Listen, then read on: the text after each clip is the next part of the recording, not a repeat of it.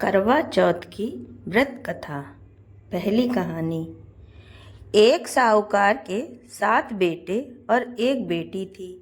सातों भाई तथा बहन नित्य एक साथ प्रेम से भोजन किया करते थे। बहन का विवाह होने के बाद भाई भोजन करते समय बहन को याद करते और फिर अनमने मन से भोजन किया करते। जब कार्तिक में पहली बेटी विदा होकर घर आई तो घर में खुशी छा गई। अब भाई बहन फिर से मिलकर भोजन करने लगे। कार्तिक कृष्ण पक्ष में करवा चौथ का व्रत किया जाता है। घर में लड़कों की बहुएं, माँ और बहन सभी ने व्रत रखा था। शाम को सातों भाई भोजन करने बैठे तो उन्होंने बहन को भोजन करने के लिए कहा। बहन बोली, आज वह तो चंद्रमा निकलने पर ही अर्घ देकर भोजन करेगी। भाई चुप होकर भोजन करने को तैयार हो गए, पर सबसे छोटा भाई बहन से बहुत प्यार करता था। उसने सोचा कि बहन चंद्र के निकलने तक कैसे भूखा रह सकेगी। उसने भाइयों से सलाह करके वृक्ष के सहारे सीढ़ी लगाई और चलनी के पीछे दीपक रखकर उसके प्रकाश को चंद्रमा बता दिया और भोली बहन को अर्घ देने को कहा। भैया ने इस तरह बहन से अर्घ दिलवाकर भोजन करने को कहा। बहन ने अपनी भाभियों से भी भोजन करने को कहा, किंतु उन्होंने भाइयों के द्वारा छल किया जाना बताकर ननद को भी भोजन करने को मना किया। फिर भी भोली बहन ने भाइयों के बहकाने में आकर भोजन कर लिया। बहन जब भोजन करने बैठी तो पहले ग्रास में बाल निकला। दूसरा कौर मुंह में तक पहुंचने पर कुत्ते ने कान फड़फड़ाए। इस तरह 2 अपशकुन के बाद भी बहन ने भाइयों के साथ कुछ भोजन कर लिया, लेकिन तभी उसकी ससुराल से उसके पति की तबीयत खराब होने की खबर आ गई। वह छोटे भाई को लेकर जब तक ससुराल पहुंची तब तक पति की मृत्यु हो चुकी थी। वहां उसकी मौत पर भारी कोहराम मचा हुआ था। माँ ने अपनी लड़की को ससुराल भेजते समय समझाया था कि जब वह पति के गांव पहुंचे तो घर जाते समय रास्ते में जो भी बड़े व्यक्ति और स्त्रियां मिले उनके पांव छूती जाना और आशीर्वाद प्राप्त करना। उसने ऐसा ही किया। जब वह पति के घर पहुंची तो वहां का हाल देखकर वह हतप्रभ हो गई। मुख से एक बार चीख निकली और फिर वह गुमसुम सी एक ओर बैठ गई। उसकी सास ने उसे धरती पर पड़े पति के पास ला बिठाया। कुछ देर पीछे वह जोर जोर से डकारने लगी और बोली, हाय, भूल से व्रत को भंग कर दिया। हे गणेश जी महाराज, आप मुझे क्षमा करो, मेरा अपराध आप ही क्षमा करोगे। इस तरह वह कहती और जोर जोर से रोती जाती।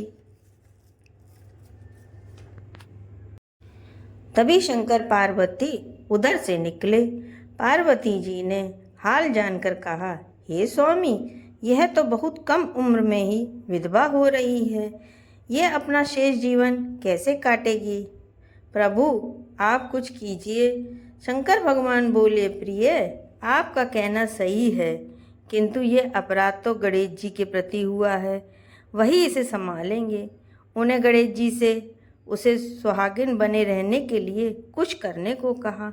तब गणेश जी ने व्रत खंडन करने की उसकी भूल को क्षमा कर दिया और कहा कि वह अब अगली करवा चौथ का व्रत करने में भूल ना करे।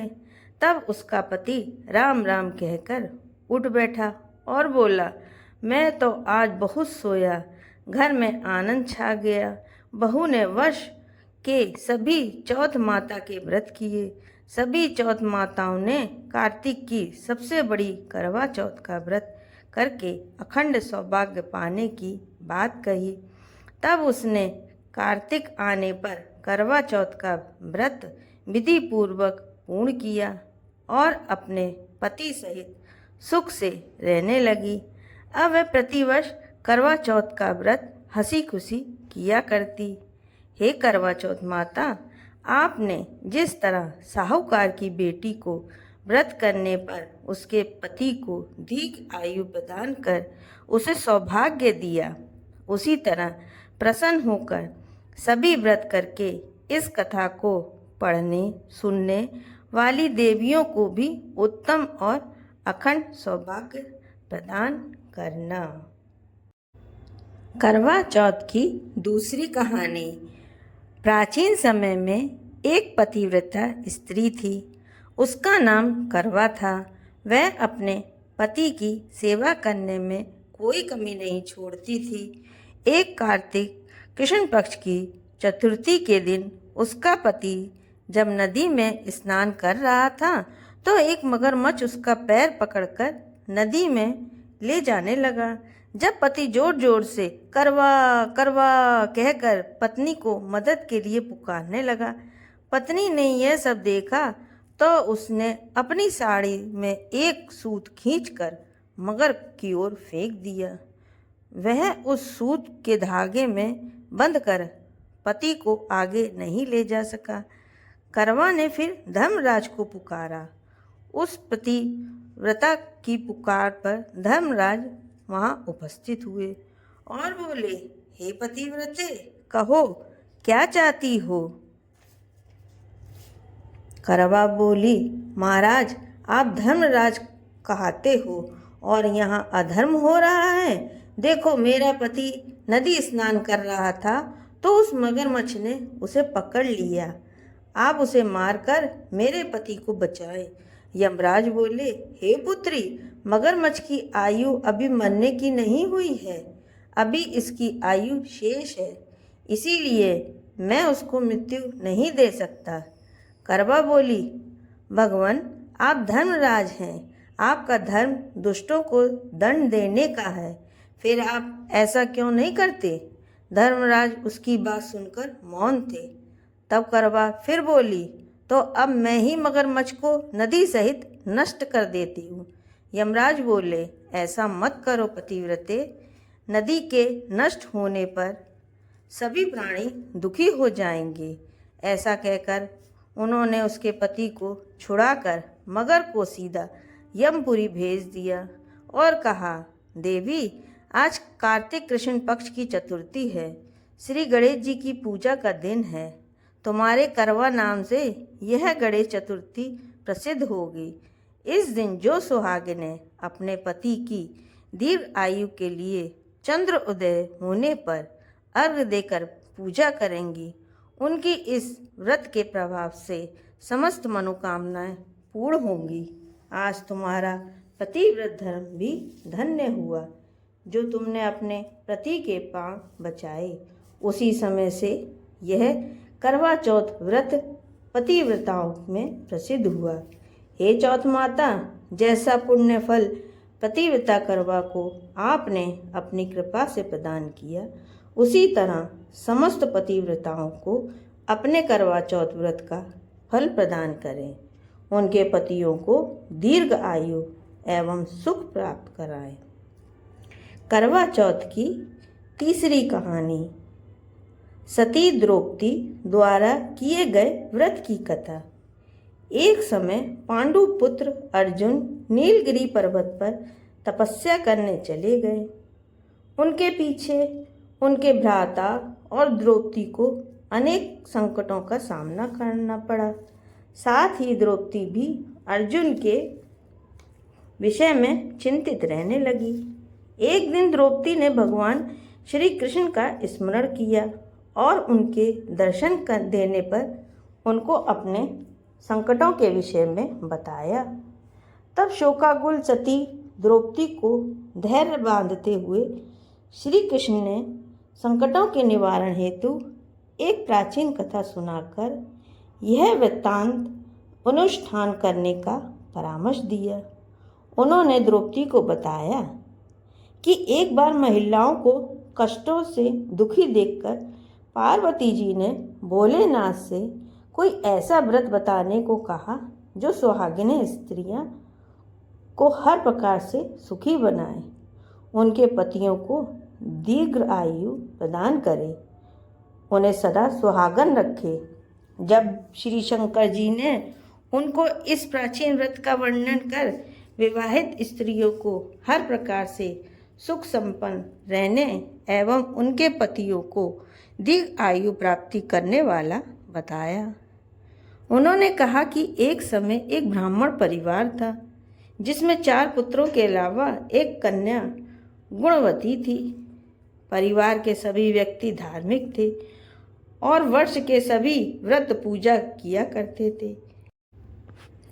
एक बार कार्तिक कृष्ण चतुर्थी को माँ बेटी तथा लड़कों की बहुओं ने करवा चौथ का व्रत रखा।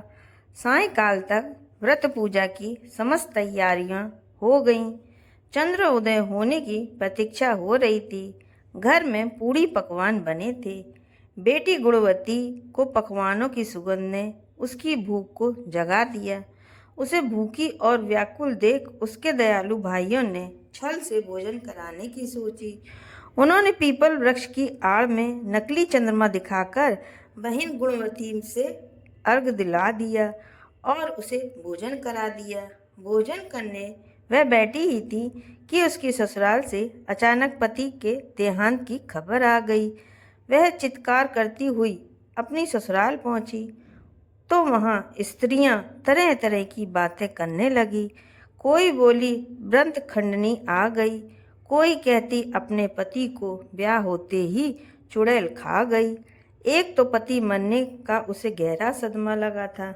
दूसरे स्त्रियों को ऐसी तीखी बातों से उसका मन इतना विफल हो गया कि वह धरती पर पछाड़ खा कर रोने लगी। हाय, मैं सचमुच ही राक्षसी हूँ। मैंने अपने पति को खाया है। सचमुच ही राक्षसी हूँ। मैंने अपने पति को खाया है। हाय, मैं इतनी भूखी थी कि मैंने भोजन नहीं अपने पति को खाकर भूख बुझाई।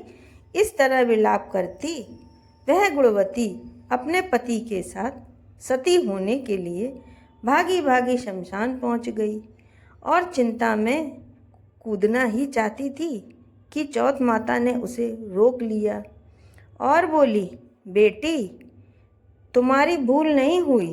तुम्हें भाइयों ने भुलावे में डाल दिया था। देख, तेरा पति अब जीवित हो उठा है। तुम घर जाकर उसकी प्रतीक्षा करो। गुणवती घर पहुंची तो उसका पति वहाँ बैठा मिला। घर में चारों ओर खुशियाँ छाई। स्त्रियां कहने लगी कि गुणवती का पति व्रत धन्य और सत्य है। अब गुणवती सहित सब स्त्रियों ने अगली करवा चौथ आने पर व्रत विधि पूर्वक धारण करने का निश्चय किया। कार्तिक कृष्ण पक्ष में जब फिर करवा चौथ आई तो गुणवती ने सब भांति विधि पूर्वक व्रत किया। श्री कृष्ण जी बोले, हे द्रौपदी, तुम भी इस व्रत को करके अपने समस्त संकट दूर कर सकोगी। यह कार्तिक मास अगला ही मास है। तुम करवा चौथ व्रत को विधि पूर्वक करोगी तो अपने को सभी संकटों से मुक्त पाओगी। करवा चौथ की चौथी कहानी, बाणा भैया की कथा। एक वाणिक परिवार में 7 बेटों की बहुएं थीं। 6 बहुओं के पियर वाले बहुत धनी थे और भरे पूरे परिवार के थे। छोटी 7वीं बहू के परिवार में कोई भाई बहन और नहीं था तथा वह बहुत गरीब भी थे। इसी कारण 6 बहुओं के पियर से बहुत सा दान दहेज आया था और उसके पश्चात भी उसके भाई जब तब बहुत सा सामान भी लाते रहते थे। इस तरह परिवार में उन 6 बहुओं का बड़ा मान सम्मान था। छोटी बहू घर का सारा काम काज करती थी किंतु सभी उसकी बुराई करते थे। प्यार उसके सास ससुर भी नहीं करते थे और उसे खरी खोटी सुनाते रहते थे। एक दिन छोटी बहू घर में अकेली निकल पड़ी और बियावान जंगल में जाकर जोर जोर से रोने लगी। आज करवा चौथ का व्रत था। उसकी जेठानियों के घर से करवा चौथ व्रत के लिए उनके भाई करवा और सौभाग्य की सामग्री की पिटारियाँ लेकर आए थे। छोटी बहू के घर से कौन था जो उसके लिए कुछ लाता। इसी से वह दुखी होकर जंगल में रोती हुई विचरने लगी। एक नाग उसके रोने को सुन रहा था। वह अपने बिल में से निकलकर उसके सामने आया और मनुष्य की बोली में पूछने लगा, बहन, क्यों रो रही हो? आज तो करवा चौथ का व्रत है, हंसी खुशी व्रत करो। छोटी बहू पहले तो नाग को देखकर डर गई, फिर साहस करके बोली, आज करवा चौथ व्रत का दिन है। सब बहुओं के भाई आज करवा और बहुत सा सामान लेकर आए हैं। मेरे पियर में कोई नहीं है जो मेरे लिए करवा और सामान लाता।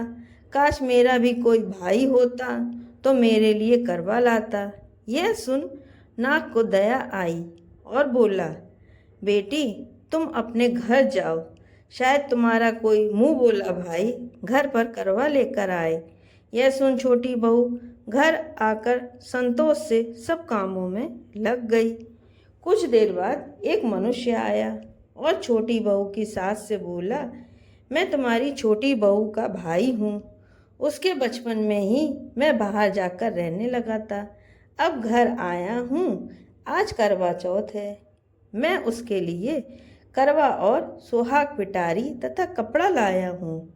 सास ससुर और सभी बहुएं उसके लाए हुए बहुमूल्य सामान को आंखें फाड़ फाड़ कर देखने लगी। वाह, इतना सामान और इतना बेशकीमती!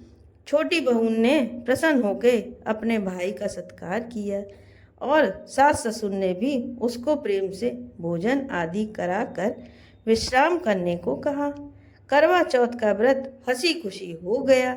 अगले दिन छोटी बहू का भाई उसकी सास से बोला, माता जी, मैं बहन को कुछ दिन घर ले जाकर रखूँगा, आप मेरे साथ भेज दें। सास ने उसे प्रसन्नतापूर्वक उस भाई के साथ भेज दिया। वह मनुष्य रूप में नागों का राजा था। वह उसे ससुराल से अपने महल में लेकर आया और बोला, बहन, तुम जितने दिन रह सको यहाँ हंसी खुशी रहो, अपनी इच्छा अनुसार खाओ पियो और सारे महल में मर्जी हो वहाँ घूमो, लेकिन यह ख्याल रखना कि सामने वाली नाक का ढक्कन उठाकर कुछ देखना नहीं। छोटी बहू भाई के महल में आराम से रह रही थी। एक दिन जब भाई कहीं गया था तो उसने नाक का ढक्कन उठाकर देखने का विचार किया।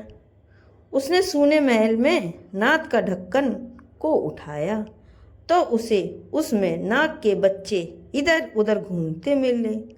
जब उसे किसी के आने का आभास हुआ तो उसने जल्दी से उस ढक्कन को रख दिया। जल्दी जल्दी में ढक्कन रखने से एक नाग के बच्चे की पूंछ पर ढक्कन पड़ गया और वह उससे कट गई। शाम को नाग भैया आया। बहन ने सच बात कहकर अपनी गलती मानते हुए भाई से क्षमा मांगी। नाग भैया ने उसे क्षमा कर दिया। वह पूंछ कटा नाग बाड़ा बाड़ा नाम से बड़ा चिढ़ता था। उसने एक दिन नागिन माँ से पूछा उसकी पूंछ कैसे कटी। जब उसे मालूम हुआ कि उसकी बहन ने नाक का ढक्कन जल्दी जल्दी में रख दिया था सो उसकी पूंछ कट गई। बाड़ा बोला, मैं उससे बदला लूँगा, मैं कुछ नहीं जानता। माँ ने उसे समझाया कि यह गलती से हुआ है, जानकर तो नहीं किया था। बाड़ा बोला, मैं यह नहीं जानता, मैं उससे ज़रूर बदला लूँगा। एक दिन बाड़ा अपनी बहन के घर चुपचाप पहुंचकर छिप गया। वह अवसर की ताक में था कि उसे काटकर घायल करे। कमरे में जहाँ बाड़ा छिपा था और छोटी बहू बैठी थी वहीं उसकी सास आई और बातों ही बातों में उसने बहू से पूछा, बहू, तुझे सबसे प्यारा कौन भाई है? बहू ने तुरंत प्रसन्न होकर कहा, माता जी, मुझे तो बड़ा भैया सबसे प्यारा लगता है। बाड़ा यह बात सुन रहा था वह सोचने लगा, मुझे धिक्कार है जो मैं अपनी बहन को जानबूझकर काटने आया हूँ। वह वहाँ से चुपचाप लौटने लगा। तभी उसे याद आया कि कल करवा चौथ का व्रत होने वाला है। उसने वहाँ से लौटकर करवा और अन्य ढेर सारा सामान इकट्ठा किया और अपनी बहन के घर लेकर पहुँच गया। बहन और उसकी सास ने उसका बहुत प्यार से स्वागत सत्कार किया। जब वह अपने घर पहुँचा तो माँ ने पूछा, क्या तुमने अपनी बहन से बदला ले लिया? बाणा बोला, माँ, वह तो मुझे सबसे ज़्यादा प्यार करती है, ऐसी बहन से कोई बदला लिया जाता है क्या? अब तो बाणा अपनी बहन के घर हर करवा चौथ पर करवा और अन्य सामान लेकर जाने लगा। सब लोग भाई बहन के प्यार से बहुत खुश थे। हे करवा चौथ माता, तुमने छोटी बहू के जैसे दुख के दिन फेरे, उसी तरह अन्य व्रत करने वाली माता बहनों को दुखों से दूर रखना और सुहागिनों को उनका सुहाग अक्षय कर उनको सब प्रकार के संतानों सहित सुख प्राप्ति प्रदान करना। जय करवा चौथ माता की।